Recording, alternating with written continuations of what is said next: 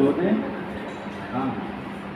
એમાં મુખ્ય 8 ભટ્રાણીઓ સત્યભામા, રૂકમણી, કાલિંદી, યમુનાજી, આવા બધા જાંબુવંતી, આ બધા 8 પ્રકારની મહારાણીઓ હતી. તેમાંથી સૌથી મોટા હતા ને કોણ હતા? રૂકમણી. એ કે સાથે ભગવાન પ્રગટ નો થયા, બધાનું હરણ કર્યું. રૂકમણી સાથે ભગવાન લગ્ન કર્યા તો રૂકમણીનું હરણ કર્યું. અને રૂકમણીના પુત્રનું નામ હતું પ્રદ્યુમ્ન. પ્રદ્યુમ્નના પુત્રનું નામ અનિરુદ્ધ હતું. બ્રહ્માજીએ સૃષ્ટિની રચના કરીને પોતપોતાના સંકલ્પ બળે ભગવાનને પ્રાપ્ત કર્યા હતા. મરીચીઓને ઉત્પન્ન કર્યા અને મરીચીએ હિરણ્યકશ્યપુને આ ભક્ત પ્રહલાદનો જન્મ છે. આમ તો પિતાશ્રી માનતા નહોતા ભગવાન. પ્રહલાદના પિતાશ્રી પાપી હતું, પણ એના ઘરે ભગવાનની કૃપાથી કોનો જન્મ થયો? ભક્ત પ્રહલાદ. અને એ તો ભગવાન નારાયણને માનતા અને આનો નારાયણનો વિરોધી હતા. તો એ ભગવાન વિરોચન અને વિરોચન ક્યાં બલિ રાજા ઉત્પન્ન થયા.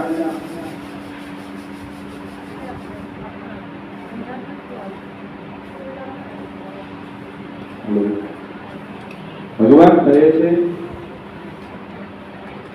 બલિરાજાના મહાપુત્રનું નામ બાણાસુર હતું અને બાણાસુરના શિવના પરમ ભક્ત હતા.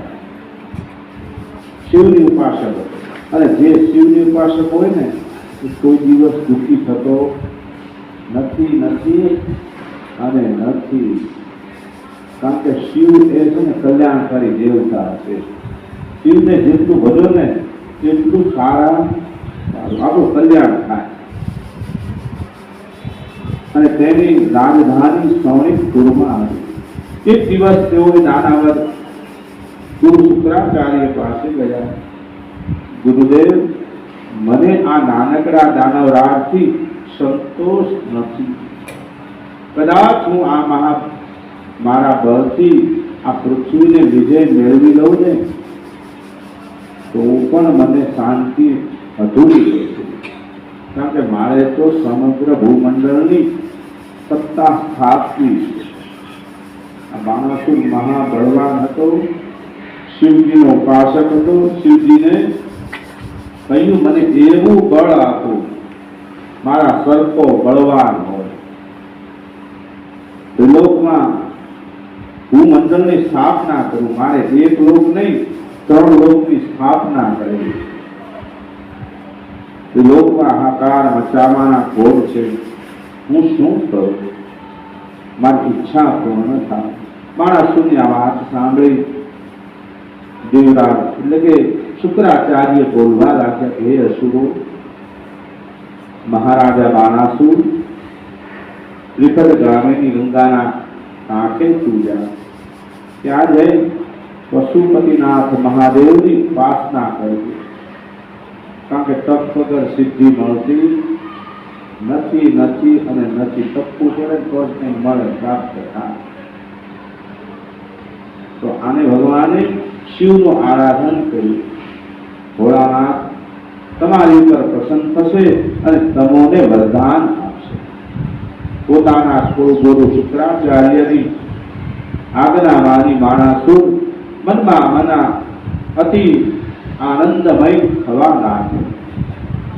એ તો ગંગાના કાંઠે ગયો અને ત્રિપુર ભગવાન એટલે કે ત્રિશુલધારી નેત્રધારી ભગવાન દેવના દેવ મહાદેવની ઉપાસના કરવા લાગ્યો.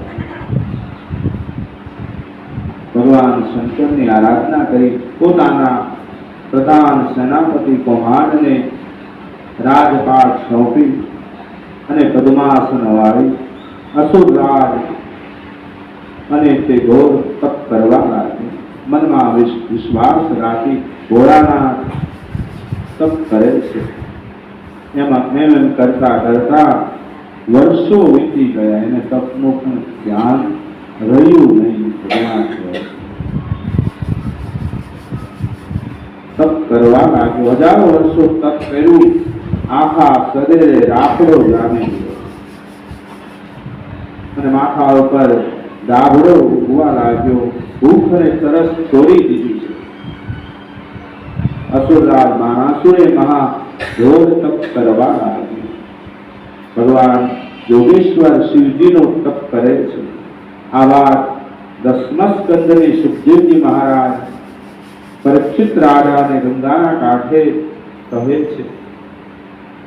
આ પ્રમાણે બાણાસુરનો ઉગ્ર તપ જોઈ દેવાધિદેવ મહાદેવ પ્રસન્ન થયા અને પાર્વતીજીને કહેવા લાગ્યા, ભગવાન શિવજી આસુરરાજ બાણાસુરનું મહાઘોર તપ જોઈને ઉમૈયાજી પાર્વતીજી કહેવા લાગ્યા કે હે સ્વામી,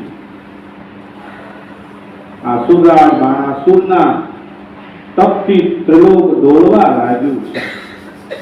તેને બોલાવવા ઘણા જ પ્રયત્ન કર્યા પણ બોલતા નથી. જો તમે દેવી કહો તો તેને વરદાન આપું, મારા વચનને સાક્ષાત્કાર કરું. ત્યારે તુરંત માતાજી દેવી ભગવતી બોલવા લાગ્યા કે હે સ્વામી, એ શુદ્ધ પાણી, એ શિવજીનું, ભગવાન કહે શુદ્ધ પાણી શિવજીને કે દુઃખ પાયને સર્પને ઉછેરાય નહીં. આને જો તમે વરદાન આપશો ને તો ત્રિલોકમાં હાહાકાર કરવા લાગશે.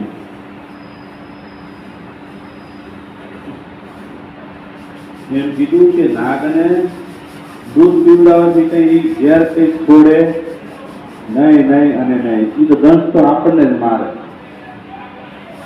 એમ ભગવાન કહે છે, અગાઉ તમે ભસ્માસુરને વરદાન આપ્યા હતા, તમારી જ પાછળ દોડ્યો હતો, તમે જાણતા તો હતા. ભોળાનાથ કહે છે, લંકાધિપતિ રાવણે તમારું બહુ જ તપ કર્યું હતું.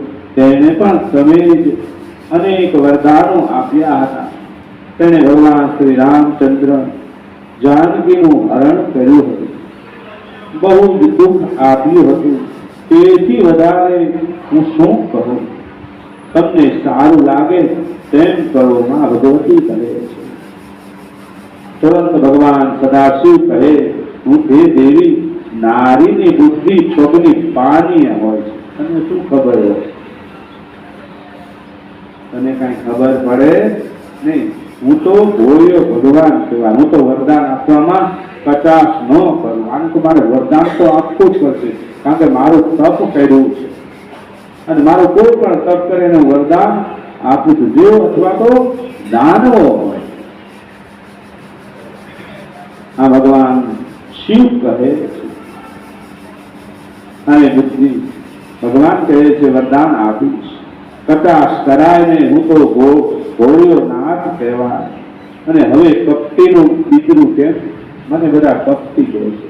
હું આને જો વરદાન નહીં આપું ને તો મને કપટી કહે છે. ભગવાન શિવજી બાણાસુરના માથે હાથ ઉપર મૂકી અને બાણાસુરને તપમાંથી જાગૃત કર્યા. હું તને વરદાન આપું. ભગવાન સદાશિવ પ્રસન્ન થઈ બાણાસુરના આનંદનો પાર નથી રહ્યો અને બોલી ઉઠ્યો, પ્રભુ દેવાધિદેવ, જો આપ મારા પર તપથી પ્રસન્ન થયા હો તો મને 1000 હાથ વાળા બળ આપી આપો. એક હાથમાં 1000 હાથીનું બળ આપો. મને 1000 હાથ આપો અને એવા મને બળિયા કરો કે મારી સામે કોઈ જોઈ ન શકે. બીજા અધ્યાયમાં ભગવાન બાણાસુરને વરદાન આપે છે. બાણાસુરને તથાસ્તુ કહી કે જેવી તારી ઈચ્છા. શિવજીને વરદાન આપ્યું. શિવજીએ વરદાન આપ્યું. શિવજીનું વરદાન મળતા જ બાણાસુર સ્વચ્છંદી બની ગયું. તેણે ત્રિલોકમાં હાહાકાર મચાવ્યો. તેણે સમગ્ર પૃથ્વી પર પોતાનો અધિકાર જમાવ્યો. નાગલોકને વિજય મેળવ્યો. નાગલોક ઉપર વિજય મેળવી તુરંત તેણે સ્વર્ગ ઉપર ચડાઈ કરી. સ્વર્ગના દેવો શિવજીનું વરદાન પામી ચૂકેલા બાણાસુરને ચારે દિશાએ નાસવા લાગ્યા. હવે તો સ્વર્ગ ઉપર તેણે વિજય પ્રાપ્ત કર્યો. હવે શું કરવું? બલના અતિરિક્ત તેના હાથ તળવળવા લાગ્યા. એટલામાં હરે નારાયણ નારાયણ હરે હરે નારદજી પધાર્યા. વીણા વગાડતા વગાડતા ત્યાં નારદજી પહોંચ્યા. નારદજીને જોઈ બાણાસુર બોલવા લાગ્યો, મુનિરાજ, સ્વર્ગ મૃત્યુ પાતાળ ઉપર વિજય મેળવી ચૂક્યો છે, પરંતુ મારી સામે યુદ્ધ કરે તેવો એક યોદ્ધા મને મળ્યો નથી. માણસને બહુ બળ વધી જાય ને એટલે એક જગ્યાએ બેસી ન શકે. માટે શું કરવું? મારા 1000 હાથ યુદ્ધ કરવા વળી રહ્યા. અસુરની વાત સાંભળી નારદજી બોલવા લાગ્યા. નારદવાણી બોલ્યા, તું શું બાણાસુરરાય, તેને દુધને હાથ આપ્યા તે શિવ શંકર સંગ્રામ. અંતે તો શિવ સંગ્રામ થશે. નારદજીની વાત સાંભળી બાણાસુરને ગળે ઉતરી ગઈ. તુરંત કૈલાસ ઉપર ગયો અને કૈલાસ પર્વતની વાત ભરી હથ મચાવવા લાગ્યો કે જેને વરદાન આપ્યું તો ને એને હિમાલયને હલાવવા લાગ્યો. કોને? ભગવાન શિવને. પર્વત ધ્રુજવા લાગ્યો છે. પાર્વતીજી ગભરાયા અને શિવજી તો પાસે દોડી ગયા. શિવે જોયું તો કૈલાસ ધ્રુજવા લાગ્યો. બીજો કોઈ નહીં પરંતુ બાણાસુર હતો. તેને કહ્યું, બાણાસુર ફરી પાછો કેમ આવ્યો? જે જોઈએ એ સુખેથી માંગી લે. કેટલા બોલ્યા! વરદાન તો આપ્યું તોય હજી એમ કે છે હજી તો જોઈએ માંગી લે. બાણાસુર કહે છે, ભગવાન હે ભોળાનાથ, પહેલા તમે મને 1000 હાથ આપ્યા, પણ તે બળનો ઉપયોગ કરવા મને ક્યાંય મારા તરફો કોઈ બળ્યો મળ્યો નથી. મારી સામે કોઈ લડી પણ શકતો નથી. સ્વર્ગ મૃત્યુ અને પાતાળને હું તો જીતી લીધા છે. ભગવાન કહે છે, મારા હાથનું અભિમાન કોઈ ઉતારી શક્યું નથી. ત્રિલોક તો હું જીતી લઉં. યોદ્ધા માંગવા માટે હું તમારી પાસે આવ્યો. હે ભગવાન સદાશિવ, તમે મારી સાથે યુદ્ધ કરો. પશુપતિનાથ, યુદ્ધ કરો, નહીં તો મારો ગર્વ ઉતારો અને ઉત્પત્તિ કરો. ત્યારે ભગવાન પશુપતિનાથ ખૂબ જ ક્રોધે ભરાયા. આ સાંભળીને ક્રોધે ભરાયા અને કહેવા લાગ્યા, હે મૂર્ખ અસુર, જા તારા હાથનો ગર્વ ત્રિલોકાધિપતિ નારાયણ ઉતારશે. ભગવાને બહુ ક્રોધ કરીને કહ્યું છે, તારા હાથનો ગર્વ ત્રિલોકાધિનાથ ભગવાન નારાયણ ઉતારશે. મનુષ્ય અવતારમાં શ્રી કૃષ્ણ ઉતારશે. તે તારા અને જય દાનવરાજ ધીરજ ધારણ કરો. ધીરજરાજ, તને યુદ્ધમાં અવશ્ય મળશે. તારી દીકરી એક થશે, એનું નામ ઓખાબાઈ થશે. તેના મોટા સસરા ભગવાન શ્રી કૃષ્ણ અને તારા હાથનું છેદન કરશે. મૂળમાંથી તારા હાથનું છેદન કરશે, તેના કટકે કટકા કરી નાખશે. સુખદેવજી મહારાજ પરીક્ષિત રાજાને કહે છે, દસમ સ્કંદની કથા આગળની કહેવા કરે છે. શિવજીની વાત સાંભળી બાણાસુરે કહ્યું, પ્રભુ મારા હાથ તમે યોદ્ધા મળવાનો વાયદો કર્યો હતો, ક્યારે મળશે એની નિશાની શું છે? મને એક નિશાની તો આપો. શાંત થા, ધૈર્ય ધારણ કર. ભગવાન શિવે કહ્યું, હે પ્રભુ, હે બાણાસુર, તું ધૈર્ય ધારણ કર, શાંતિ રાખ. શિખામણ લેવા આપણી પાસે નથી આવી. ગર્ભથી હવે તો બોલવા લાગ્યો બાણાસુર, મારે ટાઈમ નથી, સમય નથી. મને જે કહેવો ને એક સાથે કહી દો. અમુક મોટા માણસો એક સાથે કહેવું, મારે બહુ ટાઈમ નથી, એક સાથે તમે કહી દો. ભગવાન કહે છે, હે બાણાસુર, હવે તું સાંભળ, શાંત થા. મારે યુદ્ધ જોયું છે, મારે સત્વરે કોઈ યોદ્ધા અવસ્થા કરી આપે. સદાશિવ જેવા આશુતોષે આશુતોષ બાણાસુરના ગર્વિષ્ઠ વચનો સાંભળી ક્રોધે ભભૂકી ઉઠ્યા અને બોલવા લાગ્યા, તું હાથે કરીને યુદ્ધ માગે છે, તો તારી સાથે યુદ્ધ કરે એવો યોદ્ધા તને મળશે અને તેના હાથે તારી 1000 ગણી ભુજાઓને છેદશે. મહાપ્રલયના સત્રા ભંડાર ઉપર જે મયુરધ્વજ તને આપું છું, એક ધ્વજ મયુર અંકિત તને ધ્વજ એટલે કે એક ધજા આપું છું. તેનો સ્તંભ એકાએક જ્યારે તૂટી પડશે ત્યારે સમજવાનું કે તારો યોદ્ધા લડવા માટે તૈયાર થઈ ગયો. ધજા નીચે પડે તે દિવસે તે જાણજે તારી સાથે યુદ્ધ કરવા તૈયાર થઈ ગયું છે. બાણાસુર પોતાની મસ્તીમાં આનંદમાં આગળ વધવા લાગ્યો. સદાશિવનો રોષ કે દોષ સમજી શક્યો. ભગવાનના વચનો સાંભળી તેના આનંદનો પાર રહ્યો. તેણે ત્યાં નૃત્યગાન કર્યું, પુષ્પોથી મહાદેવની પૂજા કરાવી.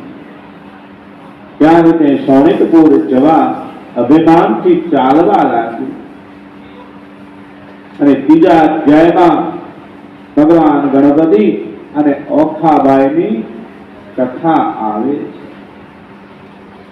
જ્યારે ભગવાન શંકર અને પાર્વતીજીનું સાનિધ્ય સુખ આપનારું હતું, તેઓએ પલવાર તેમનાથી વિખૂટા થઈ ના, પરંતુ કામભોગ અને સંસારના ક્ષણિક સુખોનો વિચાર કરી સૌને અકળાવી મૂક્યા હતા.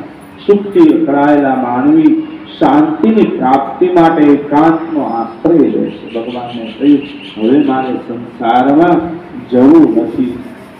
ભગવાન ભોળાનાથ વિચાર કરવા લાગ્યા કે હવે મારે તપ કરવું પડે. અમુક સમય થાય ને તો એ સાંસારિક આ ભોગોથી ભગવાનની ભક્તિ કરવા લાગી. શિવજીને મનમાં થયું, હવે આ સાંસારિક ભોગવવાથી મારે નિવૃત્તિ લઈ લેવી પડે. ભગવાન શિવ તપ કરવા ચાલ્યા જાય છે. ભગવાન સદાશિવ પણ પોતાના આત્માની શાંતિ માટે નિર્જન અરણ્યમાં એટલે કે જંગલમાં તપ કરવાનો નિશ્ચય કર્યો. હે દેવી, હવે હું તપ કરવા જાઉં છું. હવે હું મારા આત્માની શાંતિ માટે થોડોક સમય એકાંતમાં રહીશ. માટે હું તમારી સંમતિ આપો, મને રજા આપો. સદાશિવની વાત સાંભળી મા ભગવતી એટલે કે પાર્વતીજી થોડુંક મનમાં કચકાટ થયો, એટલે કે આઘાત લાગ્યો. ભગવાનને કહે કે હું તો એકલી પડી જઈશ, મારું કોણ? આ કૈલાસમાં હું એકલી પડી જઈશ, તમે તો હશો ને. બે પળ તો તે વિચારમાં પડી ગયા. સદાશિવ કૈલાસ તજીને દૂર દૂર કોઈ અરણ્યમાં એટલે કે જંગલમાં જશે અને પાર્વતીને કેમ પાલવશે? હું એકલી નહીં રહી શકું. તેઓ બોલી ઉઠ્યા, હે નાથ, તમારા વિના કૈલાસ મને એકલી સી રીતે છોડીને ચાલ્યા? મારો કઈ વિચાર કર્યો છે? મેં એનો વિચાર કર્યો છે. ભગવાન તો ભોળાનાથ હતા. ભૂત ભવિષ્ય અને વર્તમાનને જાણનારા હતા. ભગવાન બધું જાણતા હતા અને ભગવાન બધું જાણે. દેવો અને દાનો અને મનુષ્યનો પણ જાણે છે મનમાં કયા વિચારો છે. કારણ કે તનથી જાણે, મનથી જાણે, જાણે ચિત્તની ચોરી. ખુદ થાય છે ક્યાં છુપાવું કે જિનકે હાથ મેં ચોરી. કરતા હરતા ઈશ્વર છે, આપણે કાંઈ કરતા નથી. આ ભલે આપણા મહિલા મંડળે આપણે ઓખાર અને બેસાડ્યું, પણ ભગવાનની કૃપાથી જ આ બધું થઈ રહ્યું છે. આપણે કાંઈ કરી, હું વાંચતો હોય, તમે સાંભળતા હોય, ભગવાનની કૃપા હોય તો જ સંભળાય. નકર બાકી કંઈકનું કંઈક કામ આવી જાય અને આવી જ જાય. અને જેના ભાગ્યમાં હોય ને એ સાંભળી શકે. તો ભગવાને કીધું છે કે હે પ્રભુ, મારો કઈ વિચાર કર્યો? ભગવાને કહ્યું, હા, મેં એક વિચાર કર્યો છે. આમ કહી ભગવાન દીદી, જ્યારે તમે એકલું લાગે ત્યારે તમે બે બાળકોને ઉત્પન્ન કરજો. તેથી તમને એકલ વાયુ લાગશે નહીં. તથાસ્તુ કહ્યું ભગવાન. માં ભગવતીને આશીર્વાદ આપ્યા. જ્યારે તમે એકલા પડો ને ત્યારે તમે બે બાળકોને ઉત્પન્ન કરજો. આમ કહી સદાશિવ કૈલાસ પરથી વિદાય થયા. પણ પ્રભુ ભૂલી જાય છે. આ વરદાન ભૂલી જાય છે. માં પાર્વતીજી એકલા પડ્યા. થોડો સમય વીતવા લાગ્યો. એકલતા ચાલવા લાગી. એટલે કે એકલું ગમતું નથી માણસને. બધા પરિવાર સાથે તમારે રહેવાનું થાય તો મજા આવે, પણ એનો એ સમય બાર ગામ ગયા હોય આપણને ગમતું નથી. 5 જણા 5 દિવસ બહાર ગયા હોય તો આપણને ગમતું નથી. એમ માં ભગવતી એકલા ગયા. એકલ વાયુ લાગવા માંડ્યું. તેમને મહાદેવજીના વરદાનનું સ્મરણ થયું. તેમણે 2 સંતાનોને ઉત્પન્ન કર્યા. એક પુત્ર અને એક દીકરી. પુત્રનું નામ ગણેશજી પાડ્યું છે. બોલો ગજાનન ગણપતિ મહારાજ કી જય. ગણેશજીને ઉત્પન્ન કર્યા અને એક દીકરી, એટલે કે એનું ઓખા નામ પાડ્યું છે. દીકરીનું નામ ઓખા પાડ્યું. વિશાળ મણિભવનમાં આરતીજી બાળકો સાથે કિલોલ કરવા લાગ્યા. 2 માંથી 4 થયા. એકમાંથી 2 ને ઉત્પન્ન કર્યા છે. માં ભગવતી બંને બાળકો સાથે ઘણો સમય વીતવા લાગ્યો. આનંદ મંગલ થવા લાગ્યું. ધીરે ધીરે બાળકો મોટા થવા લાગ્યા. અને એકવાર દેવર્ષિ નારદજી ફરતા ફરતા શિવજીના સમાધિ સ્થાનમાં ગયા.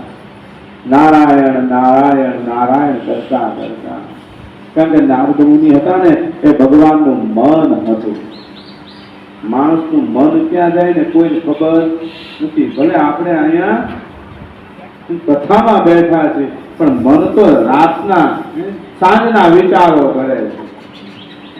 આ રાંધવાનું, પેલું રાંધવાનું, હમણાં છોકરા આવશે. મન એક સ્થિર થઈ જાય તો ભગવાનમાં લીન લાગે. એટલે કે મોક્ષ ગતિની પ્રાપ્તિ થઈ જાય. પણ મન એકાગ્રચિત કરવું ને બહુ અઘરી વસ્તુ. નારાયણ નારાયણ કરતા કરતા નારદ મુનિ આવ્યા છે. જ્યાં ભગવાન શિવજી તપ કરતા હતા ત્યાં સમાધિ સ્થાનમાં જઈ નારદ મુનિએ પોતાના સ્વભાવ પ્રમાણે શિવજીની સાથે ગમત કરવાનું મન થયું. શું કીધું? હસતા હસતા મનમાં ઘાટ ઘડવા લાગ્યા. શિવજીની સમીપ પહોંચ્યા. ધીરે ધીરે ભગવાનની મહાપૂજા કરી, બીલીપત્ર ચડાવ્યું, ફૂલ ચડાવ્યું. નારદ મુનિએ ભગવાનની મહાપૂજા કરી. તેમની પાસે જઈને બેસી ગયા. સદાશિવની સમાધિ ઉતરી. નારદજી શાંત ચિત્તે બેઠા. સદાશિવ નારદજીનો સત્કાર કરી તેમને આસન આપ્યું, જળપાન કરાવ્યું. આસન ગ્રહણ કરી તેમણે નમ્ર ભાવે કહ્યું, ભગવાન, હું એક વાત તમને ચેતવવા આવ્યો છું, એક વાત તમને કહેવા આવ્યો. નારદજી બહુ મધુર વાણીએ બોલતા હતા, ધીમે બોલતા, મધુર બોલતા, ઉતાવળ્યા નહીં, પણ શાંત ચિત્તે કહ્યું કે હે પ્રભુ, હું તમારી એક વાત કહેવા આવ્યો છું, તમે સાંભળો. હસીને શંકરે કહ્યું, હે દેવર્ષિ, એ વાત કઈ છે? જે હોય સ્પષ્ટ કહેજો, મોઢે કહેજો, મનમાં રાખતા નહીં. હમણાં જો કૈલાસ ઉપર ગયો હતો, ત્યાં પાર્વતીએ તો પાર્વતીજીએ બાળકો ઉત્પન્ન કર્યા છે. હમણાં જો કૈલાસ ઉપર જઈને આવ્યો, માં પાર્વતી તો એકલા તમે છોડીને આવ્યા. આ બે જણા કોણ છે? બે દીકરાઓ ઉત્પન્ન કર્યા છે, બે બાળકો ઉત્પન્ન કર્યા. એટલું બધું ખરાબ ગણાય કે તમારા ભોળપણ ઉપર લાગણી આવી છે, એટલે હું કહેવા માટે આવ્યો. તમે તો ભોળાનાથ છો, તમે તો અહીંયા તપ કરો છો ને ઘરે બે બાળકોને ઉત્પન્ન કર્યા છે. સર્વશ્રેષ્ઠ કથા. તેથી તમોને જાણ કરવા અહીં આવ્યો. આમ કહી નારાયણ નારાયણનું વીણા વગાડતા વગાડતા નારદજી ત્યાંથી ચાલી નીકળ્યા. નારદજીના ગયા પછી સદાશિવે પાર્વતીના વર્તન ઉપર ક્રોધ થયો.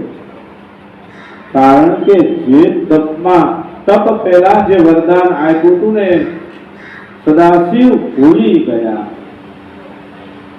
તપ તો ઘણા વર્ષો સુધી કર્યું હતું, કારણ કે સદાશિવ એક વખત તપ કરવા લાગતા હતા ને, યુગોના યુગ વીતી જતા હતા. કોઈ મહાદેવજીને ખબર પડતી નહોતી, એટલું તપ કરતા. તેઓએ પોતે આપેલું વરદાન ભૂલી ગયા. તેઓએ તરત ઉભા થયા, આસન ઉપરથી ઉભા થયા, ત્રિશૂલ લીધું હાથમાં, ડમરું અને ત્રિશૂલ હાથમાં ધારણ કરી અને ડમરું વગાડતા વગાડતા ધુઆ ફુઆ કરતા કૈલાસ ઉપર આવી પહોંચ્યા.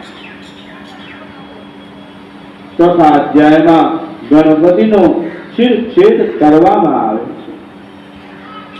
ભગવાન શંકર જ્યારે મહામણિ મહેલના દ્વાર આગળ ઉભા રહ્યા, ત્યારે પાર્વતીજી પાછળના સ્નાનાગૃહમાં સ્નાન કરી રહ્યા હતા.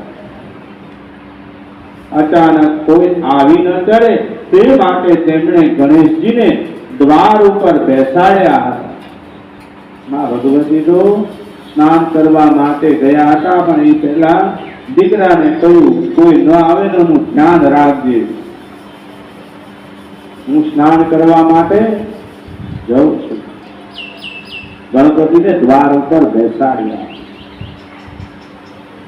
અચાનક ત્રિશૂળ, ડમરું, સર્પ, યાઘાંબર, જટાઢૂપ અને અઘોરી બાવા જેવા લાગતા હતા. અજાણી વ્યક્તિને દ્વારે આવેલા જોતા ગણેશજી ઉભા થઈ ગયા. કારણ કે પિતાશ્રીને ક્યારે જોયા નહોતા.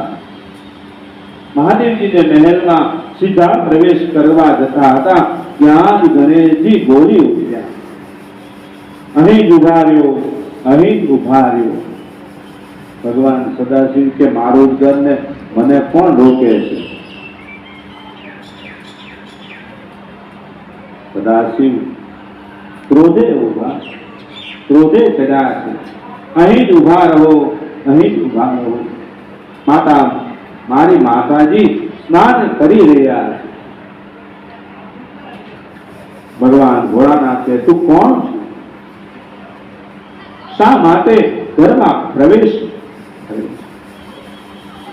કટેલ જોગી, ભસ્મ ભોગી અને અવધૂત જેવો તમને રોગ લીધું છે. કોઈ તમે બાવા જેવા લાગો. ગણેશજી કહે, બાળક ખસી જા. ભગવાન ભોળાનાથ કહે છે, બાળક તું હજી તો કુમળો ફૂલ છું, તું ખસી જા. અહીંથી કહેતા મહાદેવજીએ પ્રવેશ કરવા જતા હતા ત્યાં તો ગણેશજીએ ફટકાર કર્યો, એટલે કે તલવાર ખેંચી છે, ફરસી ખેંચી. સામ સામે યુદ્ધ થવા લાગ્યું. ક્રોધાવેશમાં મહાદેવજી ત્રિશૂળ ઉઠાવ્યું. એકબીજાથી અજાણ્યા પિતા પુત્રનું વચ્ચે મોટું સંગ્રામ એટલે કે યુદ્ધ થયું. ગણેશજી બાળક હતું, નાનું બાળક હતું, છતાં તેણે બળપૂર્વક શિવનો પ્રતિકાર કર્યો હતો. પરંતુ આખરે તો સદાશિવના પ્રચંડ પિનાકનો ભોગ બની. ત્રિશૂળના એક પ્રહારથી તેનું મસ્તક ધડથી અલગ થઈ ગયું. મહાદેવજીએ આ બાળકનું મસ્તક શિક્ષેદ કર્યું છે, એટલે કે અલગ કરી નાખ્યું. મહાદેવજી ગણેશનું શબ્દ ત્યાં જ રહેવા દે મહેલમાં પ્રવેશ કર્યો. એટલામાં સ્નાનથી પરવારી માં ભગવતી આવી પહોંચી. તેઓએ શંકરને જોતા બે હાથ જોડી પ્રણામ કર્યા. કહે, સ્વામી. અને એ હસીને બોલવા લાગી, હે નાથ, હું આવતી જ હતી. બે ઘડી તમે ઉભા ન રહ્યા? હું સ્નાન કરીને વસ્ત્ર પહેરીને હમણાં જ હું આવતી હતી. માં પાર્વતીજી, હવે હું તારા હાસ્યથી છેતરાવ તેમ નથી.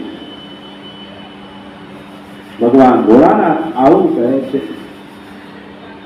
કે, હે સ્ત્રી, હવે હું તારા હાસ્યથી છેતરાવ તેમ નથી. પાર્વતી સદાશિવના ક્રોધાગ્નિ તે લાલ નેત્ર જોઈ ગંભીર બની ગયા. ચાલતા ચાલતા મહેલના દ્વાર આગળ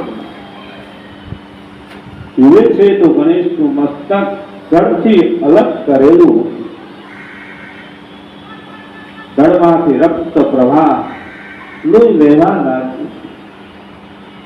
આવો વિરામનું દ્રશ્ય જોઈ બોલી ઉઠી, હે નાથ, આ શું કર્યું છે? મારા ગણેશની આવી દશા કોણે કરી? કોણે મારા લાલને હણી નાખ્યો? પાર્વતી, આ તમારા પાપનું પરિણામ છે. મહાદેવજી એવું બોલવા લાગ્યા, આ તો તમારા પાપનું પરિણામ છે. શિવ બોલ્યા, પરિણામ? અને એ રીતે મારા પાપનું? આ ભગવતી આવું બોલવા લાગ્યા. એમ સમજી કઈ હવે આ કૃત્ય તમારાથી જ છે. પાર્વતીની આંખોમાં આંસુ આવવા લાગ્યા. થોડા આંસુ રડવા લાગ્યા મા પાર્વતી ભગવતી. પરંતુ શિવના કટુ વચનો તેમના હૈયાને વિંધી નાખતા હતા. હજી પણ શિવનો ક્રોધ સમાતો ન હતો. હજી પણ વેણ કહેવા લાગ્યા, વચનો કહેવા લાગ્યા, ક્રોધથી બોલવા લાગ્યા કે, હે પાર્વતી, પ્રથમ એ તો મને કહે, આ ક્યાંથી તે સંતાનો ઉત્પન્ન કર્યા અને આ તું ક્યાંથી લાવી? પાર્વતીજી હિંમત વેર બોલી, ભૂલી ગયા છો હે નાથ, તમે ભૂલી ગયા છો હે નાથ. તમે જ્યારે તપ કરવા ગયા ત્યારે મને વરદાન આપીને ગયા હતા. તમે તે બાળકોને ઉત્પન્ન કરજો. તપ કરવા અરણ્યમાં ગયા હતા તે જ વખતે મને આજ્ઞા કરી હતી. એકલવાયુ ન લાગે તે માટે બે સંતાનો ઉત્પન્ન કરજો. હવે ભોળાનાથને પોતાની ભૂલ સમજાય ગઈ છે. માણસને ભૂલ સમજાય પછી પસ્તાવો કરવો નકામો છે. બહુ ભૂલ થઈ ગઈ. પોતાના ઉતાવળા અને અવિચારી કૃત્ય માટે અત્યંત પસ્તાવો કરવા લાગ્યા. પણ બોલ્યા વિના તેઓ મહેલના દરવાજા બહાર નીકળ્યા અને રસ્તામાં તેમણે એક દાંતવાળા હાથીને જોયા. શૃંગે અને ભૃંગીને તરત આજ્ઞા કરી, જે પણ મળે પશુ પંખી નિશાચર જે પણ પ્રાણી મળે મનુષ્ય મળે એનું મસ્તક મને લાવી આપો. એક હાથી મળ્યો. તરત તેનું મસ્તક ત્રિશૂલથી ઉઠાવી લીધું અને તે મસ્તકને ગણેશના શરીર ઉપર સાથે ચોંટાડી દીધું. થોડી જ વારમાં શિવની અગમ્ય લીલાઓ અમૃત ગણેશના શરીરમાં ચૈતન્ય સંસાર થવા લાગ્યો. ને જાણે ઊંઘમાંથી જાગતા હોય તેમ ગણેશ પાછો મરડીને ઉભા થઈ ગયા. ગણેશજીને સજીવન થયેલો જોઈ પાર્વતીજીના હૈયામાં આનંદ સમાતો ન હતો, પરંતુ મનમાં વિચાર કરવા લાગ્યા. મા બાપ ભગવતી શું વિચાર કરવા લાગ્યા કે પુત્રની બે ઢોળ આકૃતિ હતી, કોઈ ધંધ વગરનું હતું, માથું તો હાથીનું હતું, મોટી સૂંઢ હતી, પેટ મોટું થઈ ગયું, પીળી આંખો થઈ ગઈ અને કાન મોટા થયા. બે ઢોળ આકૃતિ નિહાળી પાર્વતીનું મન ઉદાસ થઈ ગયું. પરંતુ ગુણજ્ઞ શંકરે મા પાર્વતીને ઘણું ઘણું કહેવા લાગ્યું. શંકર ભગવાનને કહેવા, આને કોણ વરસશે, આની સાથે કોણ લગ્ન કરશે? દેવી તમે શાંત. ભગવાને તેને વરદાન આપ્યું, હે દેવી, ગુણની આગળ તુષ્ટ નકામું છે. માણસને અત્યારે ગુણ જોવા જોઈએ, પૈસો જોવો જોઈએ. અત્યારે આપણે અહીંયા તો બધા પૈસો જોવે છે. ઘરબાર સારું હોય, ગાડી બંગલા હોય, છોકરો શું કરે? પણ હવે અત્યારે રૂપને જોયું અને ગુણને કોઈ જોતું નથી. કેટલો ભણેલો છે ને એ કોઈને જોતું. અને આ ભગવાન ગણપતિ હતા ને, ગણના દેવ, ગણનાયક કહેવામાં આવે. ગુણનો મોટો ભંડાર હતા. કોઈ તમને વિદ્યા ન કરતી હોય ને, દીકરા દીકરીને ગણપતિ દાદાને લાલ ફૂલ અને ધરો ચડાવવાથી વિદ્યાની પ્રાપ્તિ થાય છે. અને ગંગણપતે નમઃ, ગંગણપતે નમઃ, ગંગણપતે નમઃ મંત્રનો જપ કરાવવામાં આવે ને તો વિદ્યાની પ્રાપ્તિ થાય છે. એ દેવી ગુણની આગળ રૂપ તુચ્છ છે. જાઓ, હું મારું વરદાન છે કે તમામ કાર્યોના આરંભમાં તમારા પુત્રનું નામ પહેલા લેવા છે. આપણે ગણપતિ પહેલા પૂજા કરીએ, પછી બીજા બધા દેવની પૂજા કરીએ. શું કામ?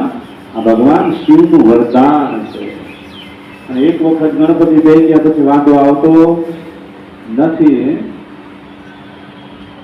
તો ગણપતિ છે લગ્ન ને યજ્ઞમાં પહેલા આરંભમાં આપણે ગણપતિ બેસાડીએ માટે ભગવાને કીધું છે. આ સાંભળી પાર્વતીના અંતરનો ઉલ્લાસ ઝબક્યું, પરંતુ તેમને એકાએક ઓખાનું સ્મરણ આવ્યું. ઓખા યાદ આવી, દીકરી યાદ આવી ગઈ. આમ તેમ જોયું, પણ ક્યાંય ઓખા ન જોતા. તેઓએ બની ઓખા ઓખા અને ઓખા કહી બૂમો પાડવા લાગ્યા. માં ભગવતી કહે, ઓખા તું ક્યાં છું?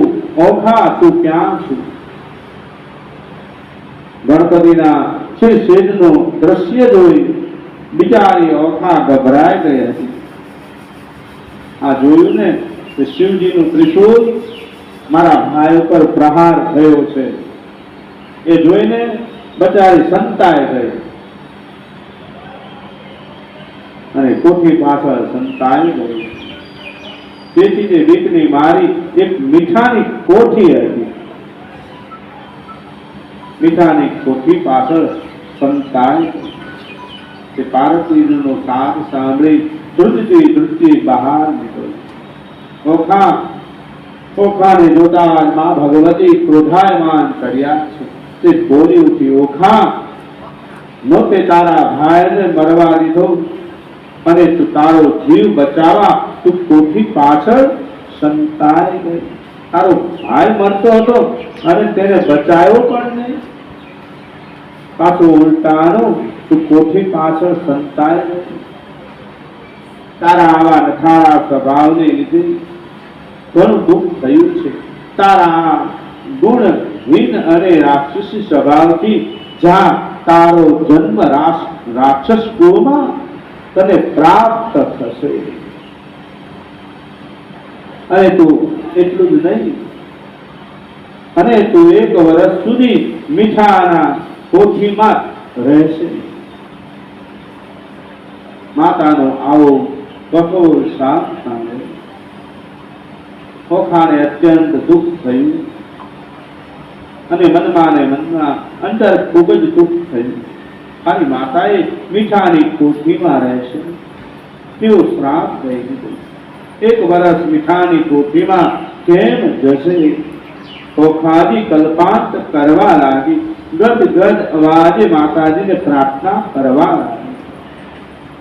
કહે છે, તારી મારી ઉપર દયા કરો, મને માફ કરો. માં ભગવતીને ક્રોધ થયો, હા મને માફ કરો, મારો અપરાધ તો નાનો એવો છે, તમે બહુ મોટો શ્રાપ મને દઈ દીધો છે. આ ભગવાન કહે છે, મને શ્રાપ ભયંકર આપ્યું છે, હું તમારા શ્રાપને માથા ઉપર ચડાવું. અનાદર કેમ કરી છે? માતાજી દેવી ભગવતી પાર્વતી ઓખાને કહે છે કે હે દીકરી, તારો મહિમા આ દેવલોકમાં નહીં પણ તારો મહિમા મૃત્યુ લોકમાં ગવા છે. અને ભગવાન પાર્વતીજીને નિર્દોષ ઓખા ઉપર દયા આવી. ઓખા, હવે એકમાત્ર ઉપાય છે જેથી તું શાપ મુક્ત થઈશ. કયો ઉપાય? જ્યારે ચૈત્ર મહિનો આવશે, આ ચૈત્ર મહિનો દરેક બહેનો સાંભળે. ચૈત્ર મહિનો આવે ત્યારે તું અરુણા વ્રત કરજે. અરુણા વ્રત ક્યારે કરવા? ભગવાને કીધું, ચૈત્ર મહિનામાં જે કોઈ મીઠાનો સંગ્રહ કરશે તેના અંગને દુઃખ થશે. એટલા માટે આપણે મીઠું લેવાય નહીં, મીઠું ખરીદાય, સંગ્રહ કરવો નહીં, નકર અંગ પર એટલે કે શરીર પર દુઃખ આવે છે. મીઠાનું દાન તમે દઈ શકો પણ ગ્રહણ એટલે કે સંગ્રહ કરી શકો નહીં. અને આ ચૈત્ર મહિનામાં તો ખાસ કરીને જમવા બેઠા હોય ને તો ઉપર મીઠું પણ લેવું નહીં. મીઠાની ટેવ હોય તો બંધ કરી દે. આટલું બધું કીધું છે બાળમાં, ભગવાને કીધું છે. માં ભગવતી ઓખાનું એ કહે છે, ચૈત્ર મહિનામાં 30 દિવસ મીઠા વગરનું અન્ન ખાય વ્રત કરશે. 30 દિવસ ન રહેવાય. આગળ કીધું ભગવાન. માં ભગવતીએ ઘણું કરીને ઓખાને કહ્યું છે. દીકરી કહે કે 30 દિવસ નહીં તો ભગવાન કહે છે, માં ભગવતીએ કહ્યું 30 દિવસના આ વ્રત કરીને જે કરશે, અથવા તો 5 દિવસ અને તે પણ ન કરી શકે તો 3 દિવસ 30 દિવસમાં ઘટતા ઘટતા 5 દિવસ ત્યાં, 5 દિવસમાં 3 દિવસ ત્યાં. હવે શું કહેતા? વિશેષ કરી 3 દિવસ ન થાય તો 1 દિવસ પણ રહેવું. 1 દિવસ મીઠા વગરનું ભોજન કરવું આ ચૈત્ર માસમાં ગમે ત્યારે કરી શકો. માં ભગવતી કે હવે આગળ કાંઈ છે અડધો દિવસ પાછો કહેતા નહીં. સવારમાં આપણે ભોજન કરીશું, બપોર પછી મીઠું ખાય એવું કઈ ઉપાય છે? 1 દિવસનું પૂર્ણ કરવું, 1 દિવસનું વ્રત કરવું, અરુણા વ્રત કરવું. આ પ્રમાણે સમગ્ર સ્ત્રીઓએ ન થાય તો 1 દિવસ પણ અરુણા વ્રત. આ પ્રમાણે સમગ્ર સ્ત્રીઓએ આ અરુણા વ્રત કરવું, મીઠા વગરનું ખાવું. ધરતી ઉપર ઘણા બધા નિયમો પછી તો કીધા છે માંગવો. ધરતી ઉપર સૂવું, ધરતીને પથારી કરવી અને સફેદ ધાન્ય ખાવું આ વ્રત કરશે એવું મૈયાજી ઓખાને કહે છે. અને આપેલું શાપનું નિવારણ થશે. ભગવાન દ્વારકાધીશ શ્રી કૃષ્ણના પૌત્ર સાથે તારા હાથે મેળો થશે, તારા લગ્ન થશે. અને જે ભગવાન કહે છે દ્વારકાધીશ તારા સર્વે દોષનું નિવારણ થશે. તેમ કરી માતાજીએ આશીર્વાદ આપ્યા. પછી સમય જતા ઓખા પોતાનો સાપ માથા ઉપર ચડાવીને કોઠીમાં ઓગળી ગઈ છે. 5મા અધ્યાયમાં આ બાજુ ભાંજ્યા મેળું છે. માણસોને કઈ દીકરા દીકરી હતી નહીં. પાછો એ મહાદેવજીને તપ કરવા ચાલ્યો ગયો. 5મા અધ્યાયમાં હવે અહીં માણસોને ત્યાં એક અદભુત ઘટના ઘટી. રાજમહેલની વાળવા સવારના પહોરમાં એક જાડું વાળવા બાઈ હતી. વાળી ચોરી હતી. રાજમહેલના દરવાજા સાથે સામે ઊભી રહી ગઈ. રસ્તાઓને વાળી ચોરીને સાફ રાખતી હતી અને તે સાફ કરતી. એક જ સમયે મહારાજા બાણાસુર સવારે ઉઠીને અટારી ઉપર ઉભા હતા. સવારનો પ્રાતકાળનો સમય હતો. જે વાળવા વાળી બાઈ હતી ને તેણે શું કર્યું કે પોતાના મુખ આડી આ સાવરણી દઈ દીધી. કારણ કે બાણાસુરને જોવાય નહીં, કારણ કે એ પુત્ર વગરનો તો વાંજ્યો હતો. સાવરણી આડી દીધી. આ જોઈ મહારાજા બાણાસુર આ વાળવા વાળીને બાઈને વિસ્તારથી પૂછવા લાગ્યા, હે બાઈ તું આ સાવરણી મુખ આડી શા માટે આવે? ત્યારે વાળવા વાળી બાઈ કહે, મહારાજ અમે તો હલકા વર્ણના છીએ અને તમે તો મોટા રાજા કહેવાય, એટલા માટે હલકાનું મુખ અમે દેખાડીએ નહીં. આવું ખોટું બોલી. પ્રાતઃ કાળ અમે અમારું મુખ જોઈને અને આ આડી અવળી વાત કરવા છતાં રાજાએ ફરી વખત પૂછ્યું, સાચે સાચું કહેજે, નકર હું તને દંડ આપીશ. આ વાતથી સંતોષ થયો. રાજાએ ફરી વખત પૂછ્યું, સાચું કહેજે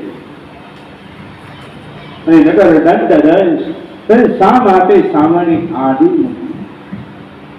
હે મહારાજા નિશ્ચયપણે અને હું તમને સાચે સાચું કહું છું. વર્ણની એ વાળવા વાળી બાએ રાજાને કહેવા લાગી, માણસો તમે સાંભળવા માંગો? સાચું, હવે તમે સાંભળો. ધ્યાન રાખજો, મને ગાળો આપતા નહીં. ગમે રીત જાતિની હોય ને એને ક્યારે આપણે ગાળો આપતી જોઈ, એને ભૂતકાળમાં જોઈ, નકર આપણને દુઃખ પડે. માટે હે રાજા, પ્રાતકાળમાં વાંજ્યાનું મુખ મોઢું જોવાય નહીં. તમારે કોઈ દીકરા દીકરી નથી, માટે તમે વાંજ્યા છો. તેથી હે મહારાજા, મારા મુખ આડી સાવરણે રાખી દીધી. હું ખૂબ જ સત્ય વચન બોલું છું. તમારે જે ન્યાય કરવો હોય તે હવે કરો. માણસો મહારાજ આ વાત સાંભળી, તેથી વાળવા વાળે ભાઈ ઉપર ક્રોધ ન કર્યો અને પોતાનું રાજ્યપાટ સોંપી અને હિમાલય પર્વત ઉપર ભગવાન ઉમયાપતિ મહાદેવજીનું તપ કરવા ચાલી નીકળ્યો. માણસો ઘોર તપ જોઈ મહાદેવજી પ્રસન્ન થયા. તેને આવું ઘોર તપ કરવાનું કારણ પૂછ્યું. મહાદેવજી બોલ્યા, તારે જે માંગવું હોય તે માંગી લે. બાણાસુર કહેવા લાગ્યું, હે પ્રભુ, હું વાંજ્યો છું. સંસારમાં વાંજ્યા ચંડાળ ગણાય છે. મારી ઉપર દયા કરીને એક પણ મને બાળક આપો. મારું વાંજ્યા મેળું સાળો. બાણાસુરની વાત સાંભળી મહાદેવજીએ કહ્યું, બાણાસુર, જન્મથી કોઈ ચાંડાળ હોતું નથી. જન્મથી કોઈ ચાંડાળ હોતું નથી. એ કર્મથી ચાંડાળ હોય છે. જેવા કર્મ કરો ને એવું ચાંડાળ ભોગવવું પડે છે. પોતાના કર્મોથી ચાંડાળ હોય છે. ને એ ચાંડાળ કે ઊંચ નીચ કોઈ ભેદ હોતો નથી. ભગવાન એક સરખા જ બનાવ્યા છે. એક સરખા પણ એમાં જીવ મૂક્યા છે. માનવ માત્ર ને એક એક જીવ આપણને મૂક્યો છે. પણ આ પૃથ્વી પર આપણે ઓલો ઊંચો છે ને આ નીચો છે ને એમાં આપણે આ જીવન વિતાવી રહ્યા. માટે ભગવાન રાજા બાણાસુર અસુરા 10 પ્રકારના ચાંડાળ કીધા છે. એક ચાંડાળ નથી પણ 10 પ્રકારના ચાંડાળ કીધા. પહેલો ચાંડાળ કોને કહેવાય? પહેલો ચાંડાળ કે તેને કહેવાય ગંગાજી જેવી પવિત્ર શુદ્ધ જળની વહેતી હોય પણ સ્નાન ન કરે ને એને પહેલો ચાંડાળ કહેવામાં આવે છે. અને હરિદ્વારમાં ગયા હોય એમને જો પાછા આવો તો બહુ ઠંડુ પાણી છે ને આપણે હાથ તો ધોઈ નાખી ન હાલે, નહીં ન હાલે. ત્યાં જઈને તો સ્નાન કરવું જ પડે. એ ગંગાજી છે ને મહાન પવિત્ર કરનારી છે. પાપમાંથી મુક્તિ આપનારી છે. ભગવાને બહુ કીધું, દાને ન આ 3 વસ્તુ શુદ્ધ રાખી. દાને ન એવું કીધું કે શરીર, તન, મન, ધન દરેકને શુદ્ધ રાખવા. કયું? તો કાયા. આ કાયાને સ્નાને તન શુદ્ધિ. સ્નાન કરવાથી તનની એટલે કે શરીરની શુદ્ધિ થાય છે. અને દાન કરવાથી ધનની શુદ્ધિ. લક્ષ્મી શુદ્ધ કરવાની કહેતા નહીં કોઈ. લક્ષ્મી તો ભગવાન નારાયણને વરેલી છે. લક્ષ્મી ક્યારે આવે? ભગવાનની કૃપા હોય તો જ આવે.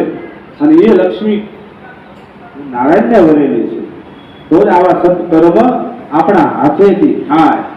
દાન પુણ્ય કરો ને ત્યારે ધનની શુદ્ધિ થાય છે. પછી શું કીધું? દાને ધન શુદ્ધિ.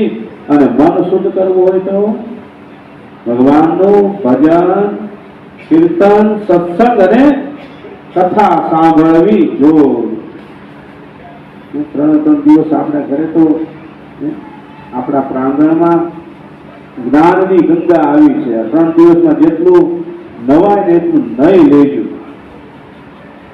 બીજે બધે તો આપણે પૈસા ખર્ચવા પડે ત્યારે આપણે ગંગાજી જઈ શકીએ. આ તો જ્ઞાનની ગંગા છે. તો ભગવાને કીધું પહેલો ચાંડાળ, બીજો ચાંડાળ કીધું બીજા પ્રકારનો ચાંડાળ કહેવામાં આવે છે જે માણસ પોતાની દીકરીને ઘેર રહે છે અને પોતાનું જીવન નિર્વાહ કરે છે તેનો બીજો ચાંડાળ કહેવામાં આવે છે. પેલાના ઘડિયાળો તો આપણે દીકરીના ઘરે જતા હતા ને તોય તે જળપાન કે ખાવાનું તો ખાતા પણ નહોતા. હવે એવું કઈ નથી રહ્યું, બધું હાલ. ભગવાન કહે છે ત્રીજા પ્રકારનો, અને જો કદાચ આપણે જમતા હોય ને તો એને કંઈક ને કંઈક આપણે આપીને આપતા, એમને જમાય નહીં. માટે ભગવાન કહે ત્રીજા પ્રકારનો ચાંડાળ એવો હોય છે માતા પિતાને પાળી પોષીને મોટા કર્યા હોય છે અને તેને અપમાન કરી વૃદ્ધાવસ્થામાં ધક્કો મારે છે. સમય છે, માતા પિતા પાસે સંપત્તિ ન હોય ને ત્યારે તમને કઈ ખબર પડતી નથી. એને મોટા બધું કરાયું, ઘર બાર બધું જ કરાયું, પણ એને અંત સમયે હાલી ચાલી શકતા હોય ને એની સેવા કરી લેવી. મોટામાં મોટું પુણ્ય મળે. અને વૃદ્ધાવસ્થામાં તો એને જે માગે ને એ આપી દેવું. કારણ કે પછી વારો છે. આપણે એવું મનમાં સમજવાનું. આપણે જો નહીં રાખ્યા હોય તો આપણને એ બાળકો જોઈને નથી રાખવા. માટે માતા પિતાની અવશ્ય સેવા કરવી. ભગવાન આગળની કથા કહે તેનું અપમાન કોઈ દિવસ કરવું નહીં. ચોથા ચાંડાળ કેવો હોવો જોઈએ? બીજાનું ધન પૈસા કઢાવી લેવા અને પાછા આપવા નહીં. જેને વ્યાજે આપ્યો હોય ને પૂરેપૂરા આપી દેવા, નકર ન આપે તો ચાંડાળ યોનિમાં પડવું પડે છે. ભગવાન કહે છે પાંચમા ચાંડાળ કેવું હોવું? જેનું મન મેળું હોય, મુખમે રામ અને બગલમાં સુરી. મોઢા ઉપર તો હારું બોલતો હોય પણ અંતરમાં એનો એ જ મેલ કાઢે. એવું ન હોવું જોઈએ. મુખમાં રામ રામ ભજતો હોય દિવસે અને એ રાતે ચોરી કરતો હોય. અને ભગવાને કીધું આગળની કથા ઘણી કરીને કરે છે. જે સહાય ઉદાસન મોઢા ચડાવી રાખે છે તેને છઠ્ઠો ચાંડાળ કહેવામાં આવે. સદાય આનંદમાં રહેવું. કારણ કે આનંદ હોય ને ત્યાં જ પરમેશ્વરની કૃપા હોય છે. પોતાના દીકરા દીકરીને વેચીને વ્યવહાર કરે છે, એટલે કે ધન કમાય છે. એ સાતમો ચાંડાળ કહેવાય. કે બીજાની પત્ની દીકરા દીકરીનું અપહરણ કરે છે અથવા લગ્ન કરે છે તે ચાંડાળ કહેવામાં આવે છે. જે કોર્ટમાં આવી તે જુબાની સાક્ષી પુરાવે છે. ન જોયું હોય છતાં તે ખોટું બોલે છે. નવમો ચાંડાળ કહેવામાં. તેના કરમ ઘૂટેલા હોય તે દસમો ચાંડાળ કહેવામાં આવે છે. ભગવાન શિવ કહે છે કે બાણાસુર 10 પ્રકારના ચાંડાળ કીધા છે. મનમાં સમજવા કોઈને કહેવા નહીં. અને ભગવાન શિવ કહે છે એક પુત્ર હતો અને પુત્ર હતો એક વાર તું જમવા બેઠો હતો. સાંભળ, ભગવાને સમાધિ લગાવી છે અને બાણાસુરનું પૂર્વ જન્મનું વૃતાંત કહી સંભળાવે છે. એક નહીં, તારા ભાગ્યમાં તો 7 જન્મ સુધી તારે પુત્રની પ્રાપ્તિ નથી. માગેલું પીડ્યું ટકતું નથી. જૂટવેલું કંઈ ટકે નહીં, કારણ કે ભગવાન પાસે કોઈ દિવસ માગવું નહીં, અને વગર માગે જે આપી દે ને એ જ ટકે. માગેલું ક્યાંય ટકે નહીં. એક પુત્ર હતો. એક વાર જમવા બેઠો હતો તે વેળાએ તારો પુત્ર માટીવાળા હાથ આવ્યો. અરે નાના બાળક ગમે એવું તોફાન કરે ને આપણે જમવા બેઠા આવીને બેસી જાય, એને ધૂતકારવા કોઈ દિવસ નહીં. અને તારા ભાણામાં હાથ નાખ્યો. એઠા માટીવાળા હાથ હતા. તારી થાળીમાં, ભાણામાં એટલે કે તારી થાળીમાં હાથ નાખ્યો. તેથી તને સુખ આવી. ત્યાંથી બાળકને કૂતરાની પેટે હાંકી કાઢ. આંખી ઉભો થઈ જા. તું મને જમવા દે.